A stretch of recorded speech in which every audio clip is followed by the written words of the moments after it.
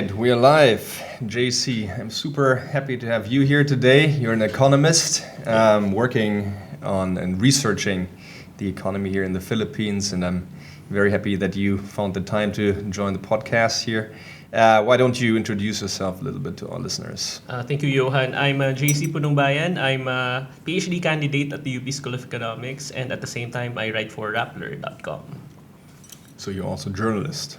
In a way, yes, I'm learning. Right. And what is your PhD on? What do you focus on? Yeah, so right now, actually, I'm doing my research on college admissions in general. So my inspiration would be the UP admission system, because there's an observation right now that rich and privileged students are actually a bit overrepresented in UP and in other SUCs as well, or state universities and colleges. And of course, you have the private schools, but in state universities and colleges, UP is supposed to be the national university, and yet we see a pattern that there are too many rich kids, so to speak. So I'm trying to look at the root cause of that, and I'm looking at, in particular, the admission system of UP. So I'm trying to look for ways to improve the system to make it more equitable and more accessible. Okay, sounds quite interesting. Yes. Is that somehow similar to what we also see in the United States, for example? I mean, from what I read, there's also a big issue there at the moment, no? Oh yes, the one with Harvard. The students for fair admissions, they were protesting that Harvard's admissions is also inequitable. But the issue is quite different because they say that there's discrimination in terms of race and income as well. It's a bit different, but I'm actually looking at their literature, the American economic literature, because some studies have looked into this. So I'm trying to apply some of the lessons there here in the Philippines. But yeah, there are parallels between the two countries. Yeah, it's interesting. From your research, is that something that is particularly the case in UP's case here, or is that also like when we think of the private universities, Ateneo and La Salle, De La Salle and whatnot? So is that also same thing there? We're seeing the same pattern, not just in UP, but in SUCs in general. So if you look at the data, the richest 20% of families, they are much more represented in SUCs than the poorest 20%. So that's a problem because we have this new law, the free tuition law, which actually in all SUCs is now free. The tuition is now free. And many people fear that it will actually benefit a lot richer students rather than poorer students because getting into SUCs, it takes some bit of you need high grades in high school as well as high rates in the admissions exams. And data show that rich students actually tend to get more of that rather than poor students. So, for example, some people have calculated that billions of pesos worth of subsidies will be, it's like handing billions of pesos to the rich rather than to the poor. So some people fear that that particular policy might be inequitable in the end. So I guess it's one example of like social mobility not being what it should be. No? Yes, exactly. Exactly. Education is supposed to be an equalizer of sorts, but I think that's not happening so much in the Philippines right now. Education remains to be so much inequitable. Yeah, well, that's a pity. I mean, like, even in a country like Germany, it's also, from what I know, it depends very much. For example, if your parents have more than 5 books, your chances of succeeding academically speaking, education-wise, are much higher than if your parents don't own books, for example. It's just a little anecdote, but it goes, and this is, I believe, where the government should step in and somehow support the ones that come from less privileged families, and if that's not being done efficiently, then society suffers as a whole, no? So okay, and about the laws that are in place here, that's something that was signed by the Duterte administration, or is that, how did that come about?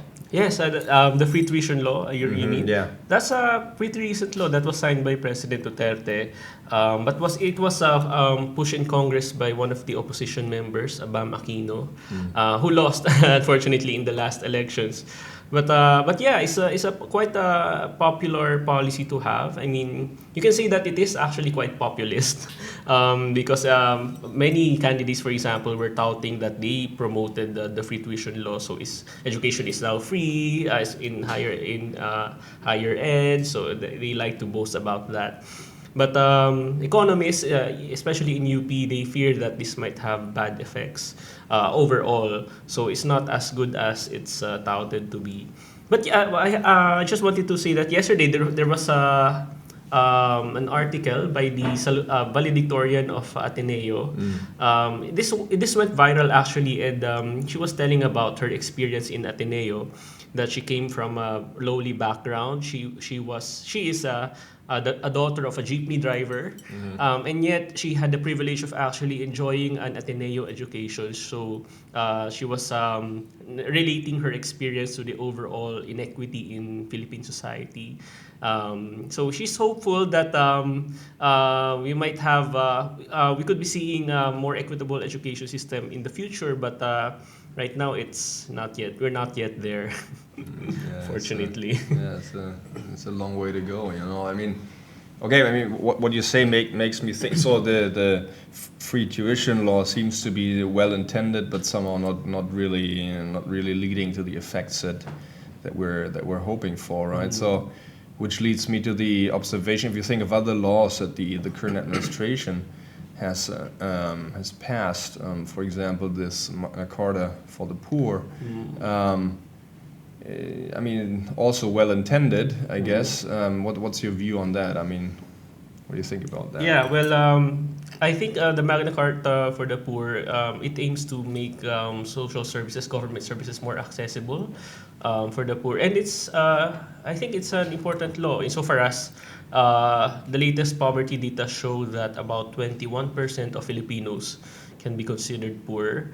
That's high. That remains to be high, although they say it's lower than 3 years ago. But that remains high historically, and also compared to the rest of the ASEAN region. We have one of the largest population of poor people. And the overall rate of poverty reduction in the Philippines has been dismal. So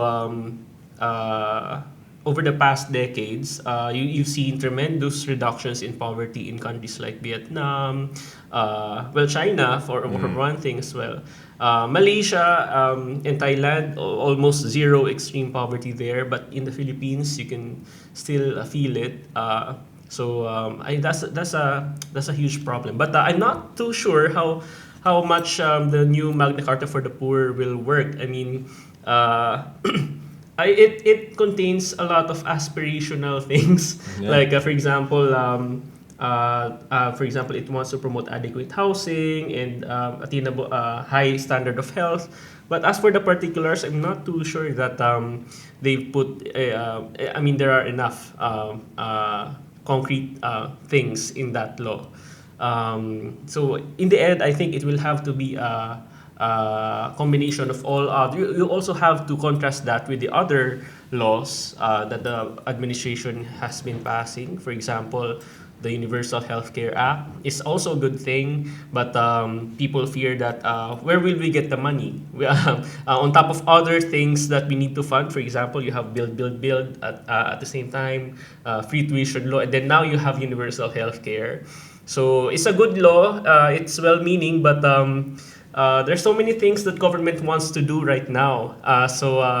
Not too sure. So I mean, it's a nice law to have, but I'm not too sure if it will work out later on. So what you're saying is really between implementation, between passage of a law and then the effective implementation, actually changing the structure or tackling the structural challenges. There's often a gap, right? Yeah, a very big gap. But you mentioned also the build program. So is that another example that falls into the same category? Well, yes. So it's a huge project. originally they planned to spend about 7 to 8 trillion pesos from 2017 up to 2022. That's a lot. I mean, that's a number of factors from the total budget of the government in any given year. So, and it's well-meaning as well. For example, they want to promote the building of roads, bridges, airports, seaports, etc. And if you look at the motivation, it's actually good as well because infrastructure in the Philippines, as you know, it remains to be a laggard in the region. We're not investing nearly enough for infrastructure. That's a gap that we need to fill. But the problem is, number one, it's the midterm of the president of the current administration already, but we have yet to see many of the projects rolled out. So, for example, you have the promised Mindanao Railway, which actually plans to encircle Mindanao Island and connect the different provinces there. But until now, it's nowhere to be seen. It hasn't started yet. And then you have well, to be fair, there are some projects which already have already started. So and some of them are funded by a combination of taxes and also new loans from abroad. But we're not seeing too many projects yet.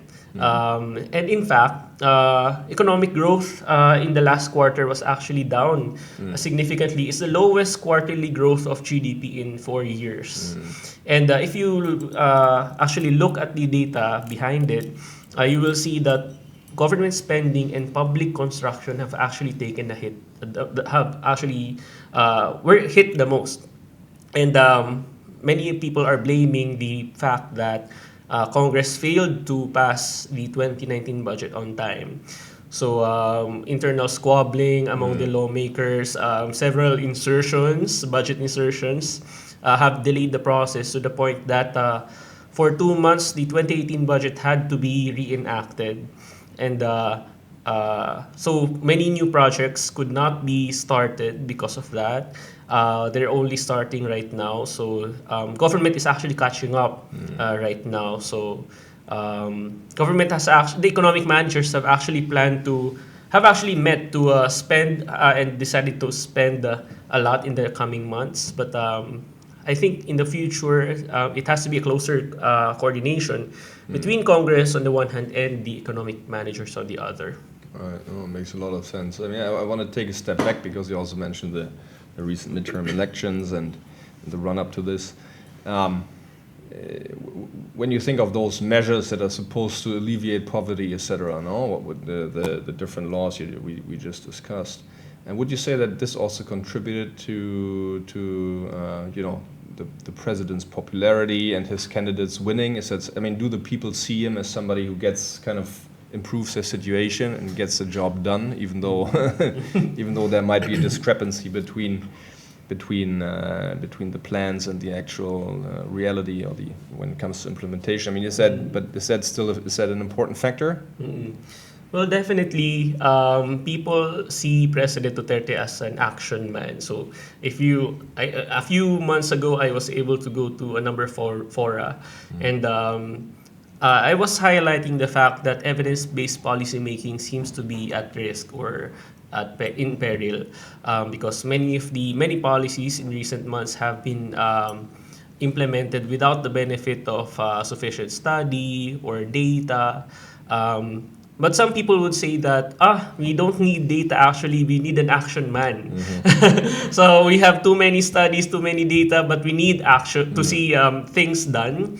And that's how many people perceive President Duterte. I mean, many people are studying this right now, what motivates people to what people see in President Duterte's administration. But that's one of the more common sentiments.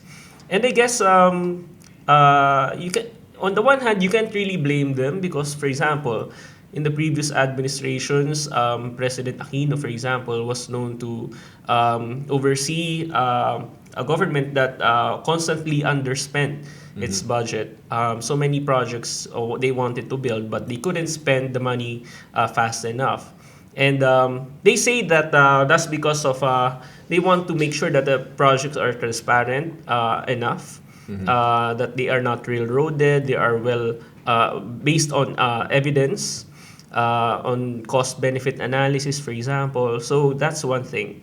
But on the other hand, we can only see some of those projects completed right now in the time of President Duterte. So I guess there's some sense of frustration among people that they haven't seen enough change in the past years. They are yearning for change, and they expect that from the president, from the new president. But I would argue that well, those expectations have also not been met so much.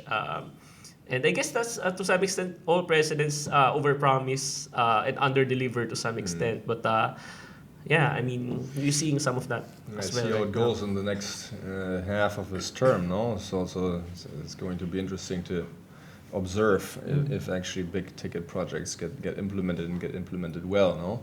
I mean, there's one question I would have when we think about, well, Mindanao, for example. To my mind, it wouldn't be the railway that comes to mind first, but the reconstruction of Marawi, no? I think that's also one of those examples. And the question is, of course, who's getting the big contracts, and is that really being done in an inclusive ways, so that you include the population in the process? Do they have a say, and is that really something that's in the end helping in that particular case, hopefully, to create a more peaceful and stable community down there?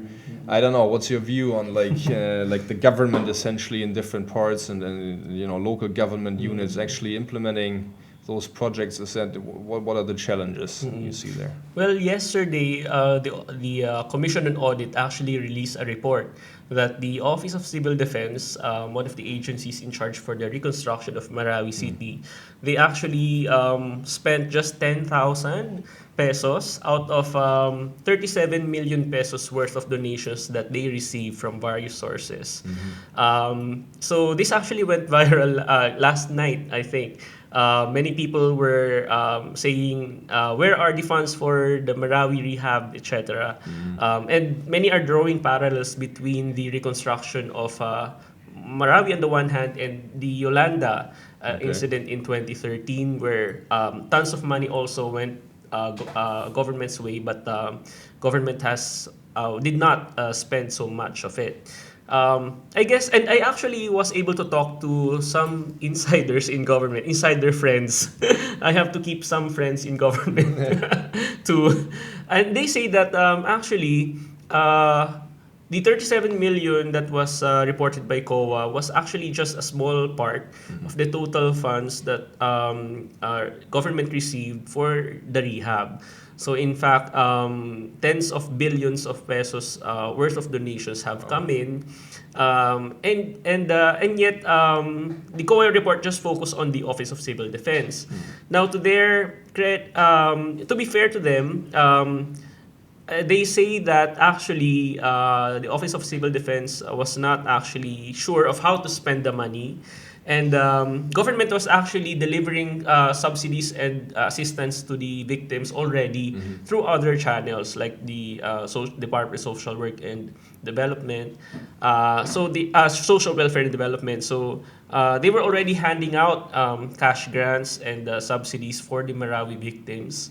And so there, I mean, you can say that the underspending of donations was actually an act of prudence, or an act of, I mean, they were acting responsibly. That they, rather than spend the money outright with no clear purpose, they were actually holding it off. So, but yeah, it's been frustrating because it's been more than 2 years already since the Marawi siege started. And it's been too long. So some people say that actually some development has already occurred in the outskirts of Marawi, in the outer part of it. But the ground zero of Marawi is still in shambles, definitely. Some bombs are still there. And what's unfortunate is that, China tried to come in and actually help reconstruct Marawi. But some of the contractors were blacklisted by the World Bank or some other group, I think.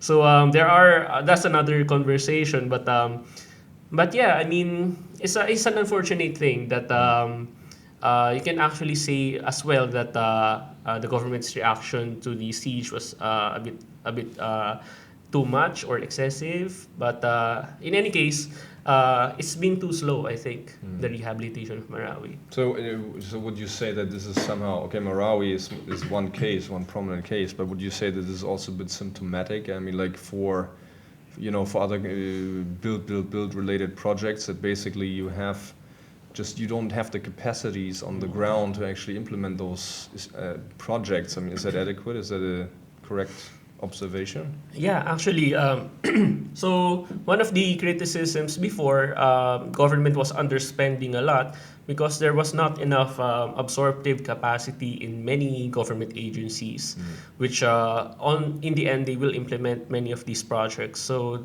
the lack of technical expertise, the lack of people to begin with, that remains a problem right now. The various agencies have different levels of absorptive capacity for sure. But yeah, in general, that remains a problem. And as for the build projects, I think one problem as well is that government seems to be taking its time when it comes to financing them. So, for example, if you've heard of it, the Kaliwa Dam, touted to be to solve the water crisis in Metro Manila. So, the Kaliwa Dam plans for it have been there for a long time already.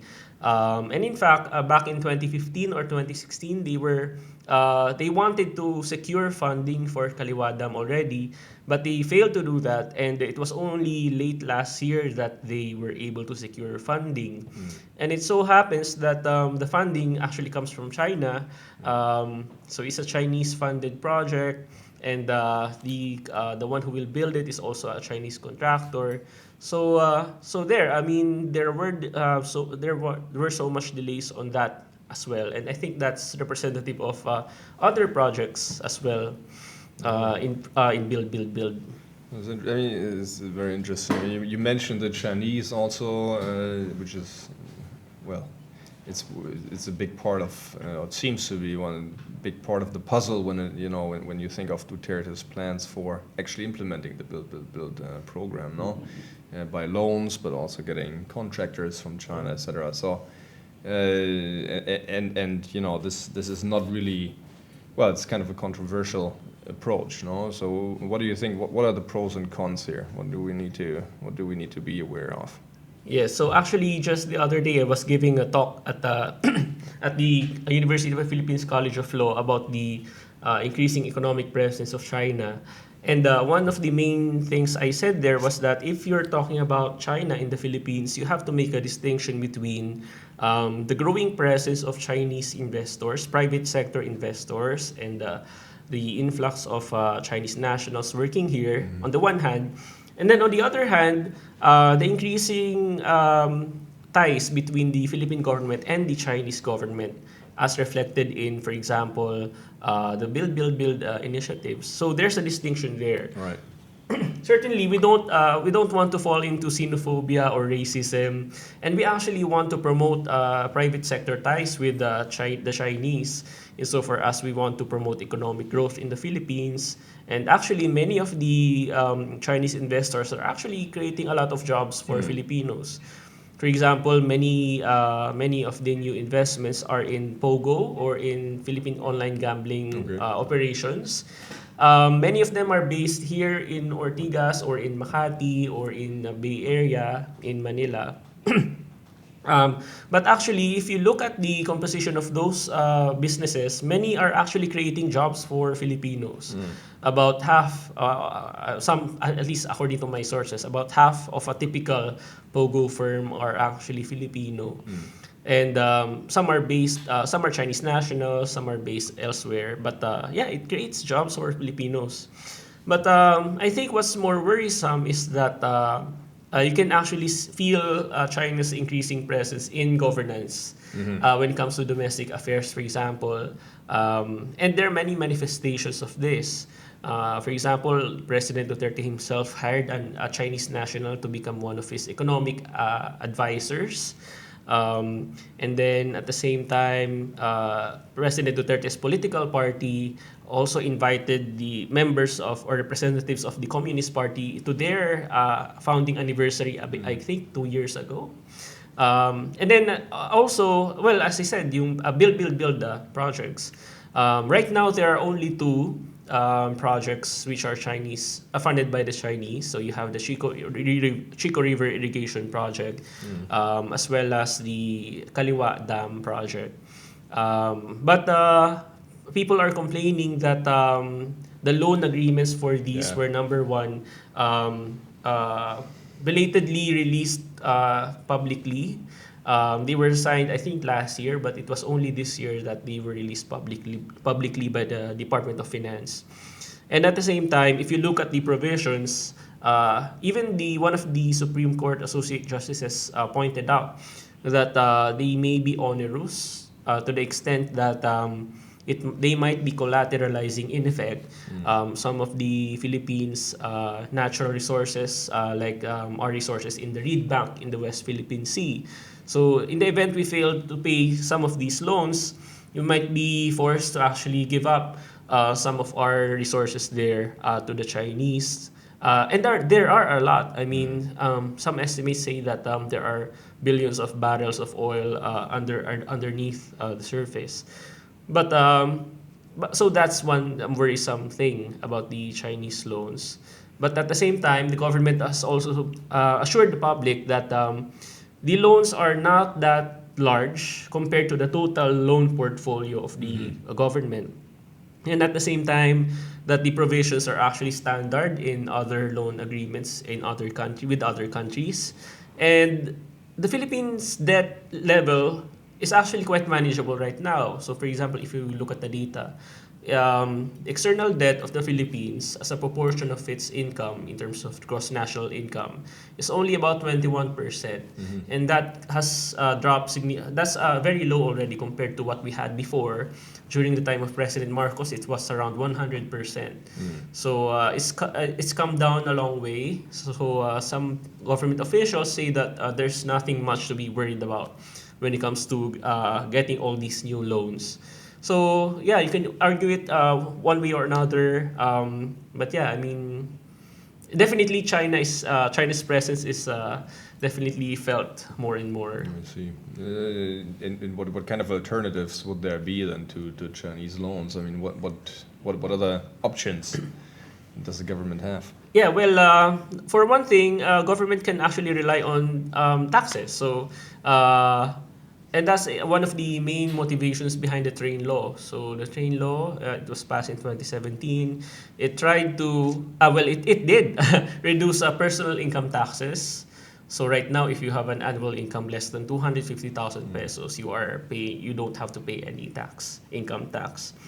But to recover some of that lost money, government imposed higher excise taxes on certain products. For example, petroleum products, sugar-sweetened beverages, automobiles, and other stuff. But they were planning to earn out of the train law about 65 billion pesos for the first year.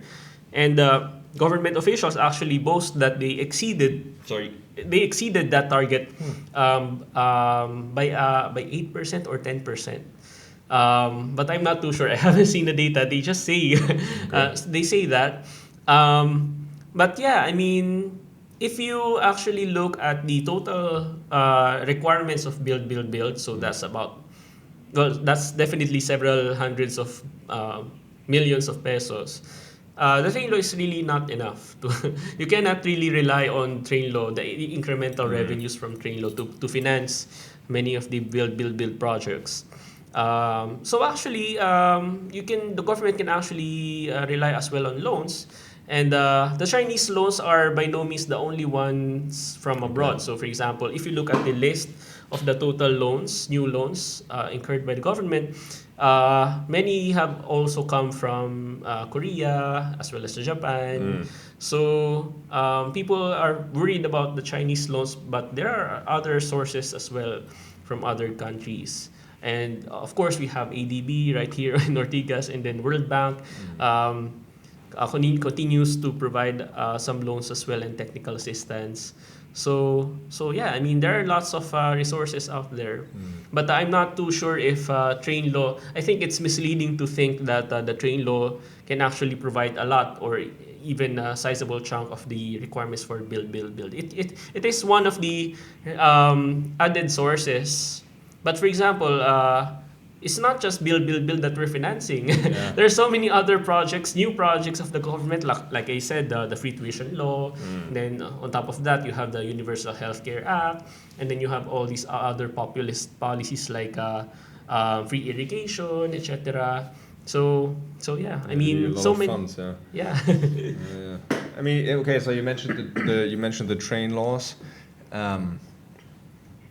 Well, we have train one in Yeah. place now, and when that was passed not so long ago, at the end of last year and at the beginning of this year, we had quite a high inflation rate, right? And so people started to complain for some time at least, and it looked like, if we think in political terms, like the opposition was also saying, yeah, now we have an opening to attack the current administration, but then nothing really happened. I mean, like what was going on? I mean, why did this whole inflation thing, didn't catch on? Yeah. Well, I think last year, a third of my articles for Rappler were about inflation. It was really the most important economic topic last year, and for a good reason, because inflation reached a 10-year high. It peaked at around 6.7% in October last year, I think. Um, and we have to note that at the beginning of President Duterte's administration, it was only below 2%. So it's more than tripled since. And there are many factors. So for example, it's not just train, but at the same time, you have the rice crisis, where because of the extreme shortage of NFA rice, people were forced to buy commercial rice instead. And the higher demand for commercial rice spiked the price of commercial rice, and that led to rice inflation and food inflation, for that matter. And at the same time, you have the rise in oil prices globally. So the Philippines actually imports about more than 90% of its oil requirements from outside. So even small changes in oil prices globally have a huge impact in the Philippines. So there, a combination of many factors, and then you have train. Now, as you said, inflation actually started to decline since October last year, and right now we're actually right smack at the middle of the government's target, which is 3% as of April, I think. Yeah, April. And that posed a problem for the opposition. Because actually last year I was interviewed by Vice President Robredo 3 times, I think, on her own radio show, all about inflation. Right. She has an economics training as well, and she was very keen to discuss that particular topic. She really hammered on that topic last year, and I think personally, I think that's the motivation would be the elections. Right. That's one opportunity. It's a gut issue Sure. that millions of Filipinos feel. And they were thinking that it would be one way to diminish the president's popularity, and for some time it actually did. If you look at the surveys at around that time, there was a sizable dip in the satisfaction rating, but it's back up again.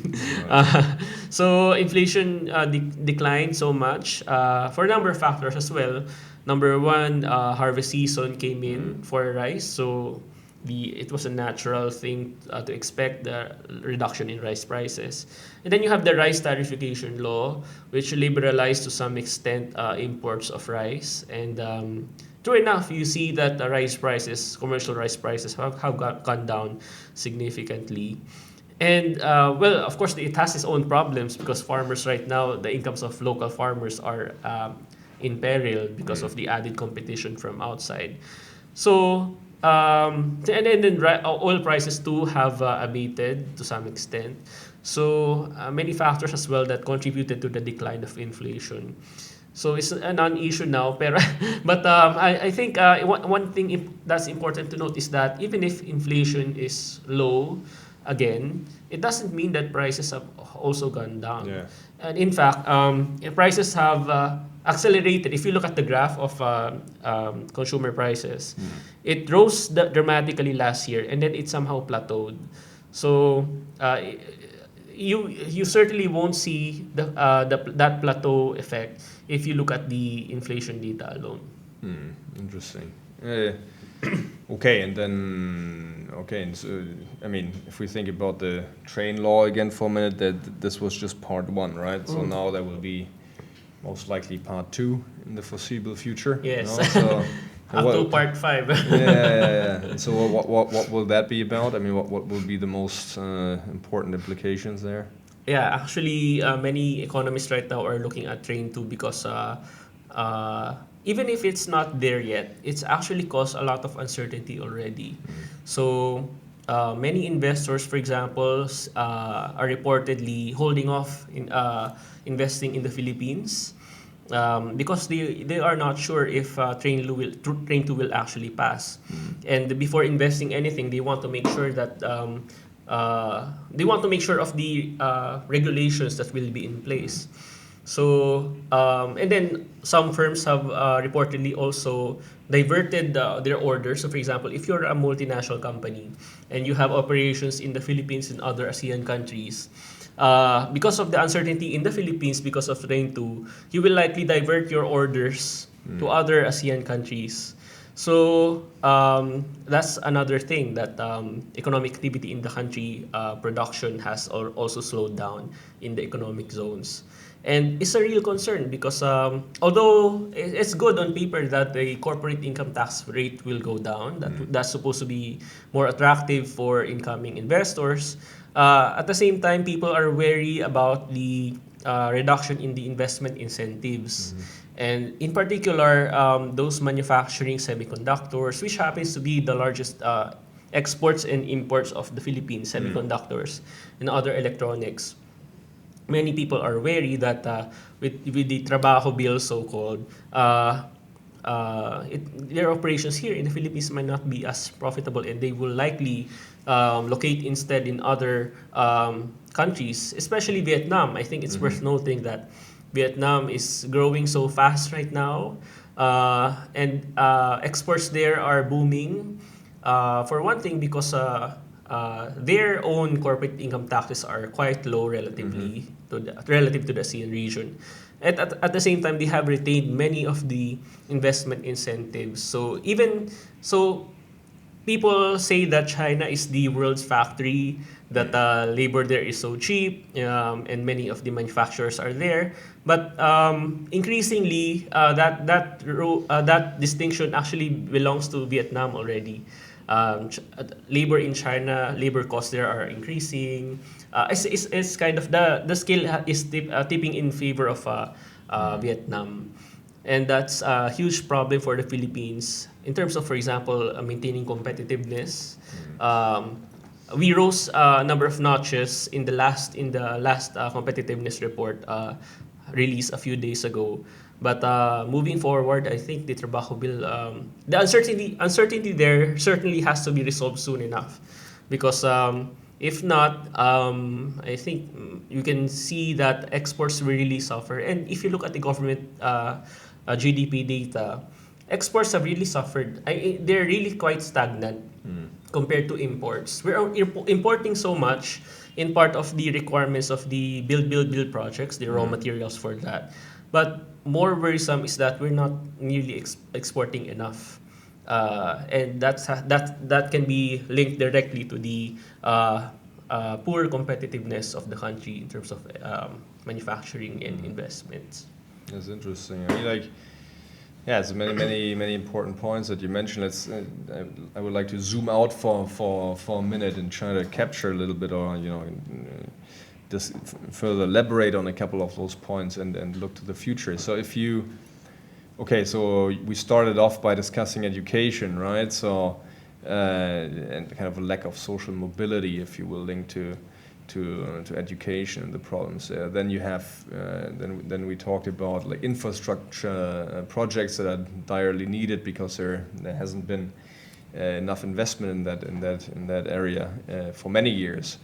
Then we're talking about the region and the lack of competitiveness, but also other countries kind of positioning themselves quite successfully when it comes to industries and manufacturing. Well, here traditionally it's strong in the service sector in the Philippines. But also there, we probably have to anticipate some dramatic changes. If you think about automation, artificial intelligence, etc. I mean, what comes to my mind would be that those call center jobs, I mean, they won't be needed anymore, right? So I mean, like at the same time, yes, we do, as you said, we still have the GDP growth is quite high, even though there was kind of a dip and it went down somewhat, but it's still more than 5.6. Yeah, so it's 5.6%, which is still quite high. But at the same time, we never really saw a trickle down effect. No, there's some kind of middle class now in Manila, in the National Capital Region, and maybe also in Cebu or places like that, but in generally speaking, I mean, more than 20% of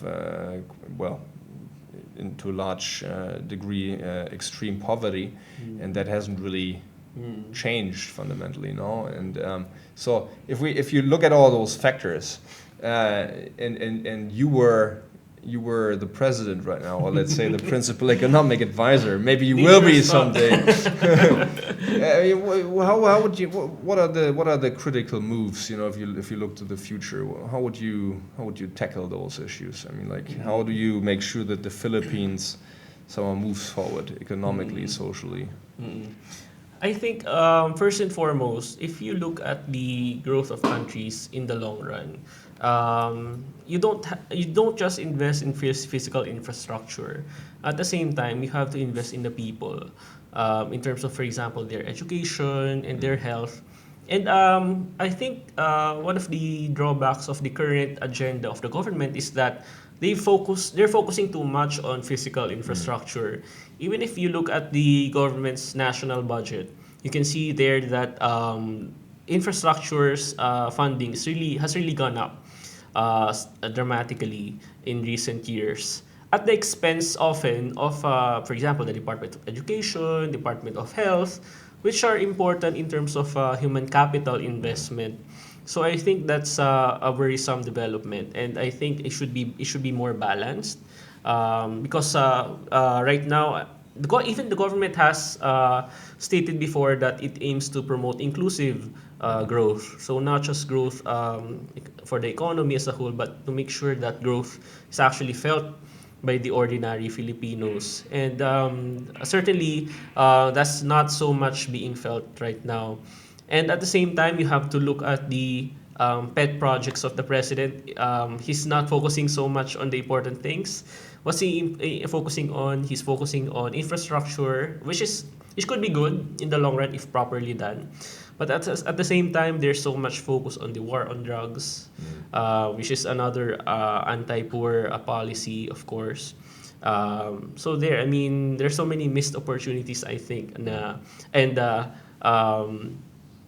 to some extent, he's being guided by the economic managers because President Duterte admitted himself that he has no background in economics or in policy making of the sort. He's used to the management of at the local level, having been a long-time mayor of Davao City. So he relegates, for the most part, huge economic policies to his economic team. But yeah, I mean, so many other policies should be prioritized, especially, as I said, education and health. It's a good thing, for example, that they passed the universal healthcare law. I think that's a good start. But moving forward, there's so much more things to be done. For example, how do you make, even if in principle all Filipinos are enrolled in PhilHealth or the National Social Insurance, health insurance, how do you make sure that there are enough packages to be enjoyed by those who will avail of PhilHealth? Enough diseases or disorders or treatments are actually covered by social insurance. That's one thing. at the same time, how do you make sure that the out-of-pocket spending is actually minimized? Because even if you have PhilHealth, but you have to pay a lot for your own hospitalization or etc., it won't mean so much. So government has a lot to do, has to do a lot to make sure that out-of-pocket spending is minimized. But we're not hearing so much about that as well. I mean, on top of that, as I said earlier, there's a funding issue to be resolved. Right now, they plan to finance universal healthcare from part of the revenues from the increased taxes on sin products such as alcohol and cigarette, which I think in principle is actually justifiable. I mean, if you look at the economic literature, it's one of the it's a low hanging fruit in terms of financing health. But just like the train law aims to finance some of build, I think the additional taxes from higher excise taxes on sin products will only do so much to finance universal healthcare. Because, for example, out-of-pocket spending in the Philippines amounts to more than 300 billion pesos in a year. And that's just out-of-pocket spending. That's not talking about the other aspects of universal healthcare. So, so many resource requirements. And that's exactly why you have to ensure that economic growth remains high. Because to some extent, if the economy is growing so much, and taxes will also grow, tax collections will also grow in principle. But if growth somehow falters, as it has already faltered, unfortunately, you can expect that government agencies will be increasingly hard put to amass or to obtain enough revenues for the various projects. And so we want to, on the one hand, we want to make sure that growth per se remains high. Unfortunately, we're down to 5.6 from around 7%. So that's worrisome, I think. And then at the same time, growth should be high and also inclusive. And that's where the larger problem is, I think. So, so many things to do to see inclusive growth. No, definitely. So investing in the people, like that's definitely. That's one of the key things that you mentioned. But then, why don't we see more inclusive growth? I mean, we have. I mean, on the one hand, we have kind of a middle class that's emerging, no? And my question would also be I mean, do you think that those, I don't know, like small business owners, that this could be like a driving factor in the economy here in the future, or is it just the big conglomerates and then all the kind of social injustice that's linked to that, that's just a couple of oligarchs that are controlling essentially the economy. Is there like, do you see some changes there or not really? Well, on the one hand, you can see that the Filipino middle class is really increasing. So if you go to the provinces, you can see that the malls are sprouting out of nowhere. Where in fact just a few years ago they were not there. So I mean, I take that as a sign that actually people have increasing purchasing power, their incomes are actually growing, but I guess not enough, because people in Manila also, their incomes are also growing somehow. So the trick is, how do you reduce the inequities between those in urban areas and those in the rural areas? And in fact, yesterday, I think NEDA, the government's planning agency, released data showing that regional disparities in incomes have actually been increasing across the different provinces and regions. And if you go to some areas, for example, in Manila or in Cebu or in other not mega cities, large cities, you won't feel poverty so much. But I think it hides the fact that so many poor people still live in the rural areas, to the point that 1 out of 5 Filipinos can be considered poor up to this day. And it's disheartening because if you look at the situation in Mindanao, many provinces there actually have poverty rates of around 3 times as high as those in for the Philippines in general. About, for example, some provinces have 60 plus% poverty rate, which is depressing. Uh, and then even more so if you look at regions like ARM. ARM has really is really a deviation from the country's growth patterns. Even if other regions have already grown so much, ARM remains to fall behind in many different aspects in terms of incomes, in terms of education, in terms of health. So there it's funny because uh, President Duterte rose to power precisely on the promise that he will actually solve many of the problems found in Mindanao. But right now, nearing his midterm, I think we're not seeing nearly enough change in Mindanao. I mean, if you go to certain areas like Davao, you can definitely see that there's so many projects, infrastructure projects. And then you have martial law, which some people say they actually want. If you ask the typical person from Mindanao, they actually are thankful for the imposition of martial law because they feel safer and they really feel that it has an impact on them. But when it was being extended in Congress last year, if you listen to the arguments, they are actually quite weak. I mean, martial law as a strategy for economic development, I don't think is very effective. It's meant for other things, but not for economic development. And yeah, interesting. You mentioned that this whole, the regional aspect in the Philippines. Of course, is one of the main challenges in this kind of island nation. What is it, like almost 7,000 islands? Yeah. And the big difference in terms of economic productivity in the different regions. No, I think Makati alone, what is it like? The percentage in terms of GDP of the country is it's astounding. It's super high. No, just Makati alone. I forgot the number, but it's really crazy.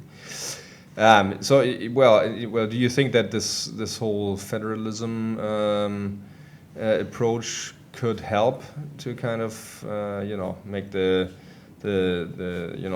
transfer of resources, etc., more efficient and kind of help solve some issues, or is it just creating more problems? I mean, what's your view on that? The latter. Actually, this is the topic of one of my recent blog posts, or my friends and I have this blog, Usapang Econ blog, where we discuss economic issues in Filipino. But yeah, I mean, moving in the next couple of months, I think we can see that this debate flourish, especially now that even Speaker Arroyo of the House of Representatives has said that they want to fast track charter change and federalism. Now, I've also given a number of talks on this topic, and there are certain benefits, they say. For example, Metro Manila is so congested. We have to decongest Manila by allowing other regions to grow as well, so that growth is more equitably distributed. And some people also say that this is a chance for regional governments to actually provide more for their own people's concerns because they would know more about the problems faced in their respective regions and they are in a position to actually solve this closer to the people that they govern. So there, you can argue it for it many ways, but at the same time, you have to look at the way by which government is actually pursuing this. So, President Duterte convened a consultative committee to discuss this, and they actually have a draft already, a draft constitution. But the problem is they are not the ones actually who will pass this. So I think the more proper way to analyze this is to look at the draft of Congress itself, and it's they actually passed this very quite fast. They already passed this on third reading in the lower house last December, I think. And what's worrisome is that they included so many provisions that are questionable. So, for example, the draft removes term limits for all lawmakers. And at the same time, it also removed the constitutional ban on political dynasties, which some people fear that might open the floodgates for dynasties actually being more entrenched rather than less. Uh, and at the same time, you have the transitory provisions at the end, where some people say that that could be the entry point by which government can actually announce a revolutionary government or whatnot. So definitely, this has to be debated more. But on the economic aspect of it, number one, uh, some studies have already been published on this. For example, in the UP School of Economics, two professors there have already found using data that federalism is not really associated with higher incomes or less poverty. In fact, federalism is associated with higher poverty and higher income inequality. And they use data across different countries, across different time periods, and they see this effect. So definitely the idea that federalism is a panacea or a way to reduce poverty is not grounded on data. It's not supported by the data. So that's one thing. And I think we need more studies like that, empirical data to prove or disprove certain conceptions about federalism. And now, at the same time, you cannot really expect Manila to reduce its dominance in the country's economic scene because in many other countries, in virtually any country, there's a primal city which actually dominates economically in terms of population. And Metro Manila just happens to be the one for the Philippines. But it's not an unusual thing to see so much concentration of economic activity in any one country. So, and I don't think that just because Manila is growing, other regions cannot grow as well. I think they can grow in tandem. And then even the economic managers have pointed out that federalism, we're not ready for federalism. They themselves fear that the national government's budget deficit may actually balloon if federalism pushes through. Not just because of the very large resource requirements. For example, some people estimate that federalism might require more than 200 billion pesos of funds, recurring funds. But more importantly, the incentive structure that they want to impose might actually damage the national coffers. So, for example, right now, the different local government units are entitled to about 40% of all national government revenues. And that was decided by the Supreme Court just last year, July last year. But under the proposed federalism, from 40%, that will be increased to 50%. So there will be more resources going funneled to the LGUs from the national coffers. And at the same time, they want to include an equalization fund where richer regions will help finance the poorer regions. Now, in principle, that's not bad at all. And in some countries, like Canada, they already have that kind of system in place. But the fear is that we already have a project in terms of decentralization.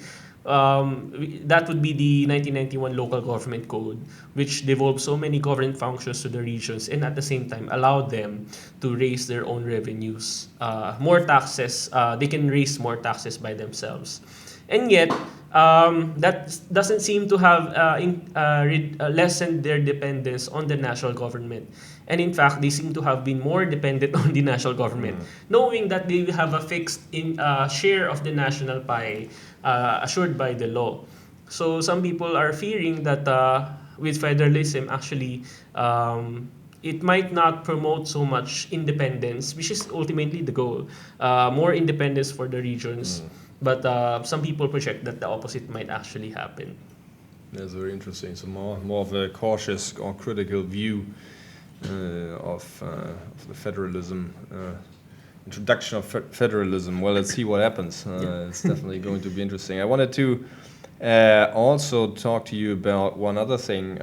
You're also active in a commission that's dealing with the, well, I'm an historian, and that's interesting to me. That's dealing with the past, with the Marcos era, right? What exactly is your role, and what's this commission again, and what is your role in it? So there's this memorial commission. So a few years back, the Congress actually passed a law allocating about 10 billion pesos for the victims of the martial law era during the time of President Marcos.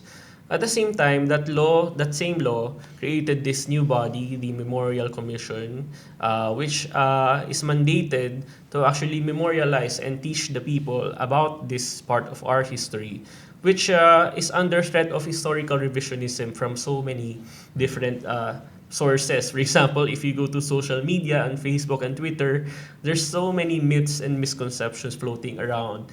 And to the effect that people are saying, for example, that that part of our history is the golden age of our economy, that things were so good during that time, our economy was booming, we were the leader of Asia. But at the same time, it diminishes the atrocities of the past of that administration in terms of the bad human rights record and the way the economy was actually imperial during that time. And I'm part of so that memorial commission goes around the country, teaching different groups about it. They even have a collaboration with the Department of Education, where they teach these things to basic education teachers, and that's exactly what we did in Iloilo last week. The master teachers and the coordinators, regional coordinators for the different regions of DepEd, came together in Iloilo City to have a 1 week workshop, and then at the very end, final day, we were talking about the martial law era, for the whole day. Now, what's interesting, Johan, is that there's so much regionalism and there's so much polarization when you talk about Marcos. I understand where that's coming from, but it was perhaps the strongest way by which I felt that kind of regionalism, because the participants in the workshop were actually grouped together in terms of their region of origin. For example, Region 1, which is the bailiwick of the Marcoses, and Region 2, etc. Whenever you mention the name Marcos, you can predict almost certainly that some tables will react negatively. And then in the open forum, they would voice out their frustrations that they don't want to hear these things. Why are you blaming everything on Marcos? And at the same time, some regions will react on the opposite side, that there's so much historical revisionism, that actually some people have complained that even in the textbooks used in basic education, the martial law era is not being talked about so much. For example, it's just mentioned in terms of one paragraph only, or whenever it's mentioned, they jump right, they just mention the martial law regime and then jump to EDSA, the EDSA revolution, without discussing so much what led to the EDSA revolution. So some teachers were airing the frustration that in the materials provided by the Department of Education, this same topic seems to be downplayed, which is unfortunate, because I think many of the myths and misconceptions thrive precisely because there's not so much instruction on this at the basic education level. So that's something I'm trying to help out. So we go to these regional talks, and then I talk about the economy during the martial law era. That's very interesting. So in a nutshell, what's the message that you? I mean, like, economically speaking, what's your assessment of this period of Philippine history? Yeah. So if I discuss everything, it will take us another 2 hours. Well, you're welcome to come again on the show. Yeah, that's a separate thing. But in a nutshell, I guess you can say that on the one hand, some people are saying that the martial law era was actually good for the economy because of all the infrastructure projects that were built during the time. So even right now, we benefit from those infrastructure projects. And at the same time, growth was booming. And true enough, if you look at the data, there were some years where we enjoyed around 8% annual growth rate, which we haven't seen even in recent years. So on the one hand, you have that. But on the other hand, you can also say that it's very clear in the data that there was a conspicuous dip in the income per capita of the Philippines after 1982. So for example, at that time, each Filipino enjoyed around 42,000 pesos annually. But the thing is, it went down from then. And then it took us more than 2 decades to recover that same amount. So some people in the economic circles call that the lost decades of development, where at the same time that our regional neighbors were actually flying in terms of economically, they are booming, progressing. The Philippines actually slid back economically, and it took us that long to recover what we already had back in 1982. And it's only recently that we're recovering. So you can actually say that the high growth rates we're enjoying right now is a manifestation of the fact that we're catching up for the lost years in past decades. Now, another thing that's forgotten often is that that economic growth during the time, the Marcos era, was actually debt-driven. So at the same time that so many infrastructure projects were being built, the Marcos government actually incurred so much external debt to the point that in a span of about 5 years alone, the government actually incurred more than $16 billion in terms of debt. Um, many other countries were actually having that same story, but the Philippines, for our experience, that actually made us vulnerable in the latter years of the Marcos regime, to the point that we experienced a certain crisis in 1984 and 1985. We experienced the country's worst post-war recession, where the Philippine economy actually went down by 7% for 2 consecutive years. Wow. And that's never been seen before since the first data were recorded. And even later during the Asian financial crisis or the global financial crisis, we didn't see that. So that's a very unique time in our economic history that many people are forgetting, that things were actually so bad. Inflation even shot up to 50% in 1984. Poverty rates increased. Underemployment also increased. So there's not enough jobs to go around, forcing millions of Filipinos to actually go out of the country to seek opportunities. And I always tell people this, that even my own parents were actually went outside of the Philippines during that time, because for example, my father is a doctor and my mother is a nurse, but even professionals like them had to go out of the country to seek opportunities elsewhere. And that has resulted in millions of families being broken apart. And later on, there's one study at the UP School of Economics showing that has had a significant effect on the way parents have invested in their children's education and health.